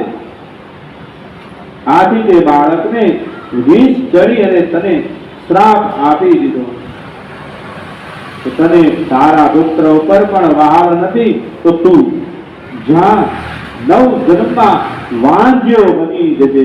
એક જન્મમાં નહીં, તને 9 જન્મમાં તને વાંજ્યા મેણું મળશે. તારા કુળમાં એકય દીકરો થશે. ચિત્રગુપ્તની આ વાત સાંભળી મહાદેવજી બોલવા લાગ્યા, હે રાજન, તારા ભાગ્યમાં પુત્રનું સુખ નથી, તે ક્યાંથી મળે? તને એકય દીકરાનું સુખ નથી, તને ક્યાંથી મળે? એ સાંભળી બાણાસુરે કહ્યું, હે પ્રભુ, પુત્રનું સુખ ન હોય તો મને એક દીકરી આપો. મને એક દીકરી તો આપો. અને તે જેથી મારું વાંજ્યા મેળું ટળે. ભગવાન સદાશિવે કહ્યું, તથાસ્તુ, જેવું માગે છે એવું તને મળી જશે. એમ કહી વરદાન આપ્યું અને અદ્રશ્ય થઈ ગયા. પણ સાથે સાથે ભગવાને કહ્યું હતું કે તને દીકરી થશે ને, પણ તને ઘણું દુઃખ પ્રાપ્ત થશે. બાણાસુર ભગવાન શંકરનું વરદાન શોણિતપુરમાં આવ્યું. સમય વીતવા લાગ્યો. મહારાણી બાણામતીને સારા દિવસો થવા લાગ્યા. ભગવાનના પૂરા મનથી ભગવાનની ભક્તિ ભાવ કરવા લાગી છે. તેને એક સમય જતા એક રૂપાળી દીકરીનો જન્મ થયો છે. અને 6થા અધ્યાયમાં ઓખા અને ચિત્રલેખાની કથા આવે છે. આ પ્રમાણે ઓખાનો જન્મ માતા પાર્વતીના શ્રાપને આધારે રાક્ષસ કુળમાં જન્મ થયો. આ પાર્વતીની જે દીકરી હતી ને, એ રાક્ષસ કુળમાં ક્યાં આવી? બાણાસુરના ઘરમાં આવી. રાક્ષસ કુળમાં જન્મ થયો બાણાસુરને. ત્યાં તે વેળાએ અદ્ભુત ઘટના ઘટી છે. આકાશમાં ગડગડાટ થવા લાગ્યો. આકાશવાણી થવા લાગી, હે બાણાસુર, જ્યારે આ દીકરીના લગ્ન થશે ત્યારે હાહાકાર વર્તાશે. અને તારો જમાય તારા 1000 હાથનો હાર ઉતારશે. આના તું લગ્ન કરીશ ને ત્યારે હાહાકાર થશે, મોટો સંગ્રામ થશે, યુદ્ધ થશે. પહેલા બાણાસુરે પોતાના પ્રધાન બ્રહ્માંડ મંત્રીને આ વાત કરી હતી. આકાશવાણી સાંભળી ચતુર્કૌભાંડે તુરંત પોતાની બુદ્ધિનો ઉપયોગ કર્યો. શોણિતપુરની 4 દિશાઓમાં ગુપ્તચરો ગોઠવી દીધા. સૈનિકોને સૂચના આપી, ગમે તે દિશામાંથી કોઈ યોદ્ધા આવે તરત મને જાણ કરજો. બાણાસુરના રાજમહેલ ઉપર લહેરાતો મયુરધ્વજ રક્ષણ માટે એ રક્ષકો ટુકડી નિયુક્ત કરી છે. દિવસે દિવસે ઓખા મોટી થવા લાગી. ધીમે ધીમે ઓખાભાઈ મોટી થવા લાગી. મહારાજા બાણાસુર દેવોને અતિ દુઃખ આપવા લાગ્યું છે. આ બાજુ દેવોને અતિ દુઃખ આપવા લાગ્યું. તેથી બધા દેવોએ પાતાળ લોકમાં વરુણને ત્યાં દરબારમાં આવ્યા. તે જ વખતે વરુણ દેવતાઓએ લોકમાં કન્યા પ્રગટ થઈ હતી. મધુર વાણીએ દેવતાઓને હાથ જોડી કહેવા લાગ્યા, દેવતાઓ, આ મારા જીવ કોઈ કામ હોય તો હુકમ કરો. ત્યારે બધા દેવોએ દેવી કન્યાને કહેવા લાગ્યા, એક અમારું કામ છે. એક દાનવ મહારાજા બળવાન બાણાસુર આવશે. તેનું નામ બાણાસુર છે. દેવોને ખૂબ જ હેરાન કરે છે. ત્યારે આ કન્યા દેવતાઓને કહે છે, દેવતાઓ, દાનવરાજ જ્યારે પાતાળ લોકમાં આવે ત્યારે તેની દીકરી તરીકે સંભાળ. એ દીકરી છે ને નાની, એમને આપી દેજો. દેવતાઓ, હું એના કાળનું કારણ બનીશ. ત્યારે એક વખત દેવરાજ બાણાસુર દેવોની પાછળ પાતાળ લોકમાં ગયા. પાતાળ લોકમાં ગયેલો બાણાસુર નાનકડી ફૂલ જેવી બાળાને જોઈ રાજી થઈ ગઈ. બાળપૂર્વક તેને રમાડવા લાગ્યો. બાળા એટલી રૂપાળી હતી કે કેમ કરી મૂકવાનું મન ન થાય તેણીએ આ બાળાની માંગણી કરી. જેવું કે અમારે એ જોતું છે, ત્યાં તું લઈ જા. બાણાસુરની માંગણીથી પાતાળ નાગરાજે આ બાળાને તેની સોંપી દીધી. બાળા લઈને સોનેતપુર આવ્યું. પ્રધાન આ રૂપાળે બાળાને જોઈ, મહારાજા, આ બાળકી મને આપો, મારે પણ કોઈ સંતાન નથી. મંત્રી એવું કીધું, મારે પણ કોઈ સંતાન નથી. હું તેને ઉછરી મોટી કરી આપના ઉપર તો ભગવાનની દયા છે. તમારે તો એક દીકરી છે, મારે તો કોઈ દીકરા દીકરી નથી. મને એક તો દીકરી આપો. જો જેથી ઓખા બહેનનો જન્મ થયા, હું નિસંતાન છું, મને પણ એક પ્રકારનો લાહો આપો. ભલે કઈ બાણાસુરે આ બાળાને મંત્રીને સોંપી દીધી. સમય જતા કયા પ્રમાણે તેનું નામ ચિત્રલેખા પાડ્યું.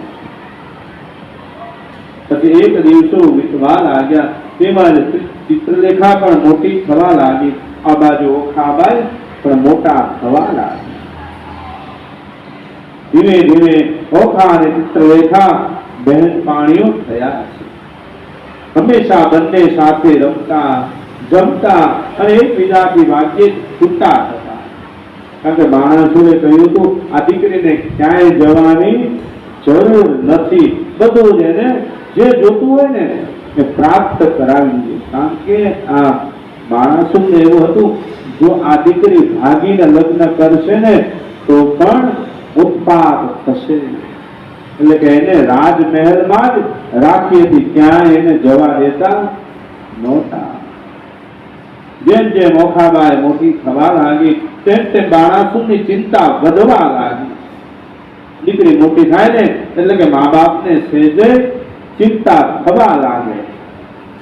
તેથી તેણે ઓખાને રહેવા માટે એક દંડિયો મહેલ જણાવી દીધો. તેને તેમાં રાખી અને બહેન પાણી ચિત્રલેખા પણ તેની સાથે મૂકી. ફરતા સૈનિકો મૂક્યા છે, સાવધાન સૂચના આપી અને કોઈ ખામી ન રહે.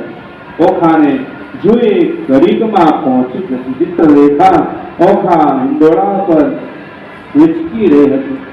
સોપટા બાજી રમે, આનંદ પ્રમોદ થવા લાગી. એક સમયની વાત છે. સમયની સાથે સાથે ઓખા મોટી થવા લાગી. યૌવનના ડગલા ભરવા લાગી. ધીમે ધીમે તેના શરીરના વિકાસ થવા લાગી. જેમ જેમ વિકાસ થયો તેમ તેમ પુરુષ પ્રકાર માટે અધીરા બની છે. ઓખાની મનોવેદના સાંભળી ચિત્રલેખા બોલી ઉઠી, બહેન, તારી અને મારી એક જ સ્થિતિ છે. મને પણ લગ્ન કરી નથી દેતા, તારા પિતાશ્રી પણ લગ્ન કરી દેતા નથી. મારી અને તારી સ્થિતિ એક જ છે, પરંતુ તારા કે મારા લગ્ન થતા નથી. જો તને માણસો પરણાવે તો તારા પતિ તેમના હાથને છેદન કરશે. આવી આકાશવાણી થઈ હતી. એટલે કે તારા લગ્ન કરતા નથી, અને જો મને મારો પિતા પરણાવે તો પછી તારી દેખરેખ કોણ રાખે? એટલે કે તું લગ્નની વાત કરીશ. આપણા એક દંડિયા મહેલની ફરતા અનેક ઘણા ગુપ્તચરો છે, માટે તું પૂજનનો થાળ તૈયાર કર અને આપણે શિવજીના મંદિરે જઈએ. ત્યાં મા ભગવતીને પૂજા પાઠ કરીશું અને વિનંતી કરીશું. ત્યાં બેસીને વાતો કરીશું. ઓખાણે તેની માતાની આજ્ઞા મંગાવી. ત્યાં બાણામતીએ કેવડાવી બેટી, આપણે મંદિર જવાની જરૂર નથી.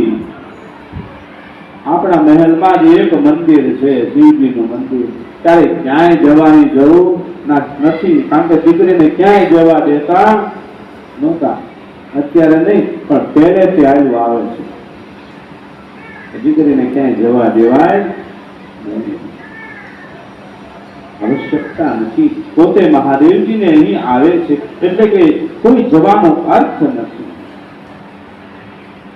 આ બાજુ ભગવાન કહે છે, ઓખાનું ગૌરી વ્રત કર્યું છે, મા ભગવતીને યાદ કર્યા છે. એટલે કે જયા પાર્વતીજીનું વ્રત કર્યું છે. ગૌરી વ્રત એટલે કે નાની નાની બાળાઓ જે વ્રત કરે છે એને ગૌરી વ્રત કહેવામાં આવે છે.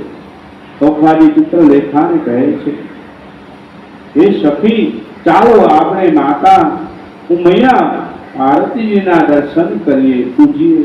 કંકુ, ચોખા, શ્રીફળ, સાકર, નૈવેદ્ય લેવું, ચંદન, પાત્ર, કુમકુમ, હાર લેવું અને પૂજા કરી. આમ તે સોળસોટારથી પૂજા કરી. મનમાં વિહર થાય છે. માના ઉમૈયા પાર્વતી ગંગાજીમાં સ્નાન કરાવવા ગયા છે. તેથી ખબર ઓખા ને થઈ હતી. ચિત્રલેખાને પડે છે. 1000 સખીઓ સાથે પોતાના અંગ ઉપર રક્ષક મેળવી અયોધ્યા અને યુવાન પદ ફેરી બને છે. પોતાના યુવાનીનો ભાગ્યનો ઉદય થયો છે. ત્યારે માતા ઉમૈયા પાર્વતીજીને કહી દંડવત પ્રણામ કરવા લાગ્યા. માતા ઉમૈયા પાર્વતીજીને ઓખાજીના હાથ ઉપર મૂકી આશીર્વાદ આપે છે. માતા જગદંબા ભવાની ઉમૈયા 104થી પૂજન કરી અને ફૂલનો હાર પહેરાયો, ફૂલડાની માળા પહેરાવી. આ રીતે પૂજા કરી અને એક દીવો પ્રગટાયો છે. માતાજી ઉમૈયાની આરતી ઉતારી છે. પૂજા કરી માતાજીને ફરીથી પગે લાગે છે. ત્યારે ઉમૈયા માતાજી કહે છે કે દીકરી, તારે જોઈએ એ વચન માગી લે. હું તારા ઉપર અતિ પ્રસન્ન થઈ છું. માતાજી, તમે મારી ઉપર પ્રસન્ન થયા હો તો મને એક રોડો રૂપાળો કામળ ગાળો મારી સરખી એવો એક વર આપો. માતાજી પાસે એવું આ દીકરીએ માંગ્યું. રૂડો રૂપાળો કામળ ગાળો મારી બરાબરનો એક વર આપો.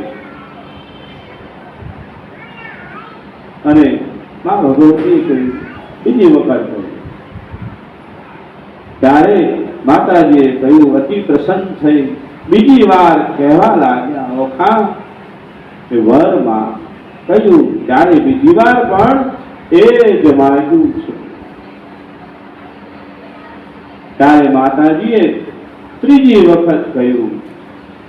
ત્યારે ઓખાજીએ સુંદર ગુણિયાન વરની માગણી કરી ત્યારે માતાજીએ ભગવાન ભગવતી ઉમૈયાજી આરા વરદાન સાચા પડશે કન્યા તારે લગ્ન 3 વખત થશે, એક વખત નહીં તારે 3 વખત લગ્ન થશે। માથા ઉપર હાથ મૂકી દે ઓખાજી કલ્પાંત કરવા લાગ્યા, માતાજીને વિનંતી કરવા લાગ્યા કે હે માં 3 પતિને પતિ ન હોય અને હોય તો મહા ઉત્પાત થવા લાગે। એક દીકરીને ક્યાં 3 પતિ તમે કહો? સતી નારીને એક જ પતિ હોય છે। મેં તમારી પૂજા કરી, આવા લગ્ન 3 વાર થાય તો લોકો ઠેકડી કરશે। અને અરુણા ભગવાન ત્યાં આ ભગવતી કહે છે અરુણા વ્રત કરજે તારો સંદેહ દૂર થશે। 3 વાર લગ્ન કરીશ પણ પુરુષ તો એક જ હશે, તું સ્વપ્નમાં 3 વખત તારા લગ્ન થશે। માટે ભગવાન કહે છે એ માં ભગવતી ઓખાને માતા ઉમૈયાજીને 3 વરનું વરદાન આપ્યું છે। એ વાત બાણાસુરે જાણી એટલે કે તેનો ક્રોધનો પાર રહ્યો નથી। ખડક ઉઠાવી દીકરીને ભણવા તૈયાર થઈ ગઈ અને રાજાએ ક્રોધ ભરાયેલો જોઈ દાનવ શુક્રાચાર્ય દોડી આવ્યા। તેને આશ્વાસન આપી કહ્યું કે બાણાસુર જે પિતા પોતાના હાથે કન્યાદાન કરે તેને કોટી યજ્ઞનું ફળ મળે છે, તું કન્યાને મારવા તૈયાર છે? વળી જે ભવિષ્યમાં લખાયેલું છે એ કોઈથી ટળવાનું નથી। જે ભાગ્ય વિધાતાએ લખ્યું છે ને આપણા ભાગ્યમાં એ કોઈ ટાળી શકતું નથી। રાહત આપી હતી એ પણ જપ કરો, તપ કરો, દાન કરો ને ત્યારે તમે એ ઉપાધિમાંથી રાહત આપી શકે। પણ મુશ્કેલી આવ્યા વગર રહે નહીં, રહે જ નહીં। એ તો મુશ્કેલી તો આવવાની જ છે। દિવસે દિવસે ઓખા સોહામણી બની છે। ચિત્રલેખાનું રૂપ પણ 16 કળાએ ખીલી ઉઠ્યું છે। ઓખાને વિના કારણે શણગારતી હતી, અરીસામાં જોતી હતી, ચિત્રલેખા વ્યંગમાં તોલી। બંને સખીઓ એકબીજા સાથે આનંદ પ્રમોદ કરવા લાગ્યા।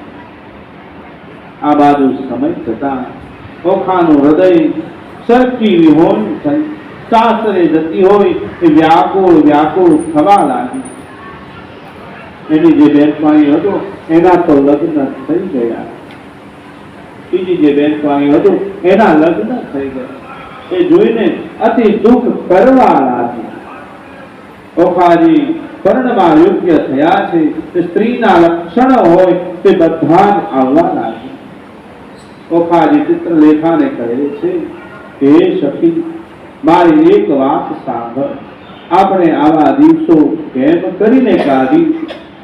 મારી યુવાની ચાલી જશે, મારી ઉંમરના મદમસ્ત મારા પિતાશ્રી બાણાસુર પૂછતા પણ નથી, હું કુંવારી રહી જઈશ કે શું?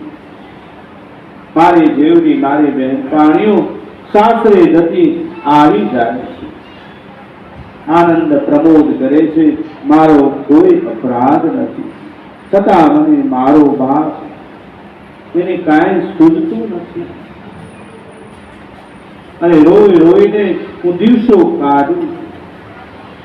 સ્ત્રી કે જે પોતાના પતિ પાસે ન હોય કે તેવી અભાગણી છે, કે પરણેલા પીયુનો અતિ પ્રેમ સુધા પણ મને મળ્યો નથી। અને ભગવાન કહે છે એવું સુખ મારા સપનમાં પણ મળ્યું નથી। મારી યુવાની આમ તેમ ચાલી નીકળશે। નારીને પોતાનો પતિ પાસે હોય તેથી વધારે દુઃખ શું હોય? મારો પતિ પણ નથી, એથી વધારે શું દુઃખ હોય? હવે મને પરણવાની ઈચ્છા થઈ છે, મારી યુવાની ચાલી નીકળી છે. અને ભગવાન આગળની કથા કહે. ચિત્રલેખા ઓખાજીને શિખામણ આપે છે, બહેન તું નાનપણની મારી બહેન છે, તેથી મારી વાત સાંભળ. અને છોકરવાદી ન કરાય. મહારાજા બાણાસુર તારા પિતા સ્ત્રી તેમની બીક રાખવી જોઈએ. આપણે તો મોટા બાપના છોરું કહેવા, આપણે તો મોટા બાપના છોકરાઓ છે. આમ આપણા કુળને લાંછન લાગે તેવું ગરીબમાં કામ ન કરીએ. પેલા કુળનું જોવું ભગવાન બહુ કીધું. દીકરા દીકરી ક્યાંય જતા હોય ને તો પેલા એ જોવું ક્યાં જાય છે, કઈ સ્થિતિમાં. ગરીબમાં આવું કામ ન કરાય, પ્રતિષ્ઠા ચાલી જાય છે. બીજી કોઈ વાત તો વિચાર ન કરાય. તમારે પિતાજીએ કહી દીધું એ કરાય. બહેન ઓખા, મારા પિતાશ્રીએ મને તારા રક્ષણ માટે મૂકી છે. ઉતાવળિયું પગલું ભરાય ને, જેમ તારું હૈયું વ્યાકુળ આકુળ વ્યાકુળ છે, તેમ મારું હૃદય પણ આકુળ વ્યાકુળ છે. આપણે ગૌરી વ્રત અને ગૌરી માના શરણે જેઓએ આપણી મનોકામના પૂર્ણ કરશે. બંને સૈયરો ગૌરી પાસે જઈ માં ભગવતીને પ્રાર્થના કરે. હે માતાજી, ગૌરી પાર્વતીની પિતાશ્રી તું રાજ અખંડ રહેજે. મારી જન્મદાત્રી માનું અખંડ સૌભાગ્ય રહેજે. ગૌરી માતાજી, મારા ભાઈનું રાજ્ય મારા ભાભીને લાડ લડાવે એવું રહેજે.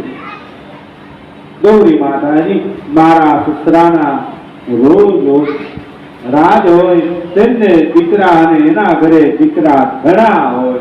માતાજી પાસે માંગવું ને તો આટલું જ માંગી લે, પછી કઈ માંગવાનું રહેતું જ નથી. શું માંગ્યું? હે ગૌરી માતાજી, મારા પિતાશ્રીનું રાજ અખંડ રહેજો અને મારી જન્મદાત્રી માતાનું અખંડ સૌભાગ્ય રહેજો. એ ગૌરી માતા, મારા ભાઈનું રાજ્ય રહેજો. અને ભાઈ કોઈ નહોતું, પણ ભગવાનની કૃપાથી છેલ્લે આશીર્વાદમાં ભગવાન કૃષ્ણ પરમાત્મા છેલ્લા અધ્યાયમાં આવ્યું. પહેલું જે અધ્યાય જે સાંભળ્યો છે ને એને છેલ્લા અધ્યાયમાં લાભ મળશે. કૃષ્ણ પરમાત્મા આ ઓખાને કીધું તારે જે માગવું હોય તો માગી લેજે. અને એ દીકરીને એ કન્યાને એમ કે છે તારે ભાઈનો પ્રાપ્ત થશે, તને હું ભાઈ આપું, મારા પિતાશ્રીને એક દીકરો આપું. એટલે કે છેલ્લે એને દીકરો આપે. અને ગૌરી માતાજી, મારા ભાઈનું રાજ્ય થાય, મારા ભાભી લાડ લડાય. ગૌરી માતાજી, મારા સસરાના રાજ હોય, મોટા રાજ હોય, પછી કઈ માંગવાની જરૂર પડે નહીં. સસરાના રાજ્ય હોય, તેના દીકરા અને એના ઘરે દીકરા ઘણા હોય. ગૌરી માતાજી, મારા દેવર જેઠાણીના રાજ હોય, દેરાણી જેઠાણીના જોડલા હોય. એ મારા ભગવતી માતાજી, તમારી પાસે હું અખંડ સૌભાગ્યવતીનું વરદાન માગું છું. ગૌરી માં મારો ચુદલી અને ચાંદલો અમર રાખજો, તેવું વારંવાર માગું. ગૌરી માના મને મનગમતો પ્રીતિ મળે. અમારી બંનેની જણાની જોડ એક સરખી હોય. માતાજી પાસે માંગી દીધી. થોડાકમાં ઘણું બધું માંગી દીધું. અને માગતા આવડતું આવી રીતના માંગી લેવું. પ્રસન્ન થાય તો લક્ષ્મીજી ન માગવા એકલા. દેવો પ્રસન્ન થાય તો આપણે શું માંગીએ? મને લક્ષ્મીજી આપશો, અને થોડું મારે ઘટે. ઈચ્છા અધૂરી જ રહે છે. ભગવાન કહે છે ઈચ્છા કોઈની પૂર્ણ થઈ નથી અને થવાની પણ નથી. એક ઈચ્છા પૂર્ણ થાય પાછું બીજું ઈચ્છા પાછું શરૂ થઈ જાય છે. એક આપણે ફ્લેટ છે બીજું આપણે ક્યારે ફ્લેટ થાય? એક ફોર વ્હીલ છે બીજી ફોર વ્હીલ આપણે ક્યારે? એ ઈચ્છા અને ઈચ્છા કોઈને પૂર્ણ થઈ નથી અને થવાની પણ નથી. માટે માગવું ને તો મા ભગવતી પાસે એટલું જ માગવાનું, સુખ, શાંતિ, ધન, વૈભવ, અમારા આરોગ્યની પ્રાપ્તિ થઈ. આરોગ્યની પ્રાપ્તિ એટલે કે સુખાકારી આપજો. મારા શરીરમાં કોઈ દિવસ રોગ રહે નહીં. તો અત્યારે સમય એવો છે થોડો પૈસો વધી જાય ડોક્ટર પાસે આપણે જઈએ, તમારે ખાલી ઘી ખાવાનું નથી, બસ જો બંધ થઈ ગયું. તો એક સુખાકારી માંગજો ભગવાન. ભગવતી પાસે ઘણું કરીને આ બંને જણાએ દોર સરખી રાખ ગૌરી પૂજનની કરી મનમાં અનેક મનોરથો ઘડતા ઘડતા બહેનપાણીઓ પથારીમાં સૂઈ ગયા.